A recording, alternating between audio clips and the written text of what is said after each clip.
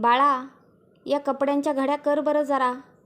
घरातील बारीक सारीक कामांची सवय व्हावी म्हणून शाळेला सुट्टी असताना आई विनूला मुद्दामून काम सांगत होती. नको ग, बोर होतं मला. त्याच्या वयाच्या मुलांकडून अपेक्षित असंच विनूचं उत्तर. अरे, घरातील अशी छोटी मोठी कामं करावीत. तुला कधी एकटं कुठे राहायची वेळ आली तर सवय असावी, म्हणजे मग आपलं कुठे अडत नाही. असं म्हणत आईने कपड्यांचा ढीग त्याच्या मांडीवर ठेवला. विनूचा चेहरा एरंडल प्यायल्यासारखा. बाजूला पेपर वाचत बसलेले बाबा सकाळी गंमत बघत होते. आईचे पुढे सुरूच होते. आमच्या लहानपणी शाळेत एक खरी कमाई नावाचा उपक्रम होता. त्यात आम्ही शेजाऱ्या पाजाऱ्यांकडे, ओळखीच्यांकडे जाऊन काम मागायचो आणि मग ते त्या केलेल्या कामाचे पैसे द्यायचे. कोणाकडे गहू तांदूळ निवडून देणे, साफसफाई कर, रद्दी विकून दे, इस्त्री कर, असे कुठलंही काम करायला आम्ही मागे पुढे बघायचो नाही. पेपर बाजूला सारत आता बाबासुद्धा सरसावले. मी शाळेत असतानाची एक गंमत सांगतो तुला. माझे बाबा सकाळी लवकर ऑफिसला जायला निघायचे. मी रोज रात्री झोपायच्या आधी त्यांचे बूट पॉलिश करून ठेवायचो आणि बाबा जाताना माझ्यासाठी रोज 1 रुपयाचं नाणं टेबलावर ठेवून जायचे. ही माझी खरी कमाई मी एका डब्यात साठवायचो. मग हळू आवाजात, त्याहून पुढची मज्जा म्हणजे पुरेसे पैसे जमले की मी बाहेर जाऊन मस्त 2 वडापाव हाणायचो. अरे, काहीतरीच काय शिकवतोस त्याला. हळू बोलूनही आईच्या तीक्ष्ण कानी पडलंच. हे सगळं आईबाबांच्या खऱ्या कमाईचं पुराण ऐकत ऐकत एकीकडे विनूने कशाबशा कपड्यांच्या घड्या उरकल्या आणि तिथून पसार झाला. अभ्यासात हुशार आणि खेळाची आवड असणारा विनू एकदम चुणचुणीत मुलगा. सोमवार ते शनिवार शाळा, क्लास आणि भरपूर अभ्यास करायचा, पण दर रविवारी मात्र न चुकता जवळच्या मैदानात खेळायला जायचा. नित्यक्रम अगदी ठरलेला. एके दिवशी रविवारी खेळून परतताना त्याच्या घराजवळच्या एका दुकानाकडे बघून चॉकलेटप्रेमी विनूला त्या दिवशी बाबांनी सांगितलेली वडापावची गोष्ट आठवली. ठरलं, दुसऱ्या दिवसापासून विनू आईला थोडी थोडी मदत करायला लागला आणि मिळालेले पैसे पिगी बँकमध्ये जमा करायला लागला. आईबाबांनाही त्याच्यातला हा बदल बघून आनंद वाटला. रविवारी उजडला.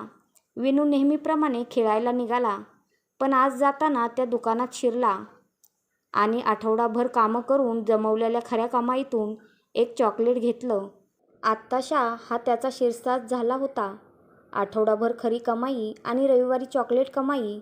आईबाबांचं त्या दुकानात जाणं क्वचितच असायचं, कारण घरी सगळं सामान ऑनलाईन मागवायचे किंवा मग मोठ्या मॉलमधून एकदाच महिन्याची खरेदी करायचे.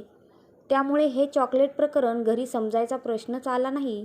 अनेक आठवडे विनूचं हे असं सुरू होतं. अशाच एका रविवारी विनू खेळायला मैदानात गेला आणि थोड्या वेळाने आई तातडीने काहीतरी हवं होतं ते घ्यायला त्या दुकानात गेली. या मॅडम, बऱ्याच दिवसांनी. विनू मगाशीच येऊन गेला. विनू, इकडे. आईचं स्वाभाविक कुतूहल. अहो, नेहमीचंच. त्याची आठवड्याभराची खरेदी. कसली खरेदी? आईचा चेहरा अधिक प्रश्नार्थक. अहो, चॉकलेट हो. चॉकलेट? तेही दर आठवड्याला? बापरे. आईच्या आवाजाची पट्टी वाढली. डोळे मोठे झाले आणि चेहऱ्यावर काळजी मिश्रित राग. तो आवेश बघून दुकानदार विनवणीच्या सुरात म्हणाला, अहो, चालायचंच. मुलं नाही चॉकलेट खाणार तर कोण खाणार? आणि मी बाकीची मुलं बघतो ना, रोजच्या रोज ही भली मोठी चॉकलेट रिचवतात. पण तुमचा विनू गुणी आहे. आठवड्यातून एकदा, तेही फक्त हे 20 रुपयाचं चॉकलेट घेतो हो. नका रागवू बिचाऱ्याला. एव्हाना आईला दरदरून घाम फुटला होता. अहो, प्रश्न तो नाही हो. त्याला लहानपणापासून चॉकलेट अतिशय प्रिय आहेच. चॉकलेट म्हणजे जीव की प्राण त्याचा. पण त्याला चॉकलेटची खूप ॲलर्जी आहे. लहानपणी एकदा आजारी पडला होता, तेव्हा खूप त्रास झाला होता. अनेक टेस्ट केल्या, तेव्हा कुठे हे निदान झालं. विनूसाठी चॉकलेट विष समान आहे. कसं बसं आम्ही त्यातून बाहेर पडलोय. म्हणून तर त्याला कितीही मोह झाला तरी आम्ही कधीही चॉकलेट खाऊ देत नाही. घरी आणतसुद्धा नाही ते. त्याच्या सगळ्या जवळच्या मित्रमंडळींना सुद्धा तसं सांगून ठेवलं आहे. आता मात्र दुकानदारालाही काय बोलावं ते कळेना. आईने तडक विनूच्या बाबांना फोन केला. गाडी काढली आणि दोघे मैदानात गेले. बॉल हरवल्याने सगळी मुलं खेळ लवकर संपवून निघायच्याच तयारीत होते. विनूला सुखरूप बघून आईबाबांना हवंसं वाटलं. आईने विनूला काही क्षण कवटाळलं आणि मग काहीशा रागात विचारलं, विनू, तुला इतकं बजावून सुद्धा तू चॉकलेट खाल्लंस? नाही आई. मग ते दुकानातले काका तर म्हणत होते की तू चॉकलेट घेतलंस म्हणून आणि दर आठवड्याला घेतोस. हो आई, मी घेतो दर रविवारी.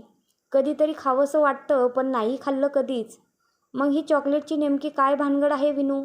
खरं खरं सांग. बाबांचं कुतूहल. या इकडे माझ्यासोबत.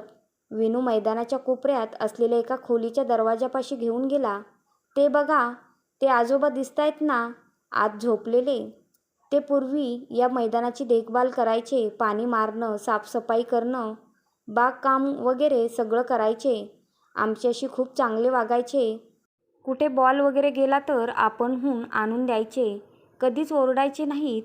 उलट कोण पडलं धडलं तर प्रेमाने विचारपूस करायचे. पण आता तेच अनेक महिन्यांपासून आजारी आहेत. एके दिवशी त्यांना घरी असताना अचानक चक्कर आली. कुणीतरी त्यांच्या मुलाला कामावरून बोलावून घेतलं आणि जवळच्या डॉक्टरांनासुद्धा घेऊन आलं. मी खेळायला आलो तेव्हा नुकतेच डॉक्टर आले होते म्हणून मी थांबलो तिथेच. डॉक्टरांनी त्यांच्या मुलाला विचारलं, घरी कोणी नसतं का नेहमी त्यांच्याबरोबर? हो ना, आई गेल्यापासून एकटेच असतात दिवसभर. बऱ्याचदा झोपून असतात. मी एके ठिकाणी 10 तास नोकरी आणि त्यानंतर दुसरीकडे वॉचमनचं काम करतो. मधल्या वेळेत जमेल तेव्हा इथे येतो. या मैदानाचं काम त्यांना आता वयामुळे जमत नाही. ते सुद्धा सध्या मलाच बघावं लागतं. काय झालं माझ्या वडिलांना? कशामुळे आली चक्कर? अरे, यांची शुगर कमी झाली एकदम म्हणून चक्कर आली. असं पुन्हा कधीही होऊ शकतं. त्यामुळे काळजी घ्यायला हवी. अहो, मग काय करायचं अशा वेळेस? एखादं चॉकलेट ठेवत जा त्यांच्या खिशात कायम. घरी कोणी नसलं आणि चक्कर येते असं वाटलं की चॉकलेट खायचं लगेच, म्हणजे शुगर कंट्रोलमध्ये येते जरा. बाकी गोष्टी सांगून ते डॉक्टर निघून गेले. नंतर तो मुलगा एकटाच पुटपुटत होता ते मी ऐकलं. आधीच मला घरी थांबायला वेळ नसतो. त्यात सगळा पगार असा येतो आणि असा संपतो. बाकी खर्च आणि जेमतेम 2 वेळेचं जेवण भागते कसं बसं. आणि डॉक्टर म्हणतात चॉकलेट ठेवा सोबत. आता काय सांगणार त्यांना? मला त्या आजोबांना असं बघून खूप वाईट वाटलं. त्यांच्या मुलाचं बोलणं आठवत होतं सारखं. त्याच नादात येता येता आपल्या घराजवळचं ते दुकान दिसलं आणि तुमचं त्या दिवशीचं बोलणं आठवलं. तेव्हाच ठरवलं आपण खरी कमाई करून आजोबांसाठी चॉकलेट आणायचं. पहिल्या रविवारी मी चॉकलेट आणलं आणि त्यांना दाखवून त्यांच्या उशाशी ठेवलं. पुढच्या रविवारी त्यातलं थोडं संपलं होतं म्हणून वाटलं आजोबांना गरज भासली असावी बहुतेक त्याची. मग म्हटलं आपल्याला जे त्रासदायक आहे ते आजोबांना औषध म्हणून उपयोगी पडतंय. मग मी दर रविवारी आणायला लागलो. कधी कधी आधीचं चॉकलेट तसंच असायचं तर कधी संपलेलं. एकदा त्याच्या मुलाने शेजारी साखर ठेवलेली बघितली पण त्याला मुंग्या लागल्या होत्या. शिवाय चक्कर आल्यावर डबा उघडून चमच्याने साखर घेणं जमलं नाही तर. अशा विचाराने मी चॉकलेट आणत गेलो. कुणालाही त्रास न देता त्या आजोबांसाठी माझं मी जे करू शकतो असं वाटलं तेवढंच केलं मी. आता आईबाबांना आपल्या विनूचा सार्थ अभिमान वाटत होता. आजोबांसाठी चॉकलेट हा एकमेव उपाय होता की नव्हता, किंवा त्याच्या या कृतीमुळे त्यांना फायदा झाला की नाही, यापेक्षा महत्त्वाचं होतं ते विनूने निरागस भावनेने केलेली मदत. आणि त्याहीपेक्षा मोलाचं होतं ते त्यामागचा विचार. आपल्याला अतिशय आवडीची तरीही वर्ज्य असलेली वस्तू निग्रहाने स्वतःच्या मनाला मुरड घालत दुसऱ्या तिराहित व्यक्तीचं भलं व्हावं म्हणून कुठलाही गाजावाजा न करता स्वकष्टाने घ्यायची, आणि तेही इतक्या लहान वयात, ही खूपच मोठी गोष्ट होती. आई बाबा विनूला घेऊन आत आजोबांपाशी गेले. आजोबांनी विनूचा संवाद आतून ऐकला होता. त्यांच्या डोळ्यात पाणी आलं होतं. आजोबा व्यक्त झाले, तुमच्या लेकराचे खूप उपकार आहेत. 2-3 वेळेस त्याच्या या चॉकलेटमुळे मला खूप मोठा आधार मिळाला. पण मला एका गोष्टीचं राहून राहून खूप वाईट वाटतंय हो. अहो, आजोबांनी नातवाला चॉकलेट देऊन लाड करायचे सोडून हा म्हाताराच नातवाकडून चॉकलेट घेऊन खातोय. खूप मोठा हो बाळा. खूप आशीर्वाद तुला या आजोबांकडून. आईबाबांच्याही डोळ्यातून एव्हाना पाणी तरळलं होतं. बाबा विनूच्या डोक्यावरून हात फिरवत म्हणाले, तू तर खराखुरा चॉकलेट बॉय. नाही, चॉकलेट हिरो झालास रे. Proud of you my dear. आईने खाली बसून विनूला उराशी कवटाळलं. घरातील कामं करून पैसे मिळवण्याला आम्ही खरी कमाई म्हणायचो. त्या कमाईचं कौतुक वाटायचं आम्हाला, पण तू तर त्याही पुढे 2 पावलं गेलास आणि एक आदर्श घालून दिलास.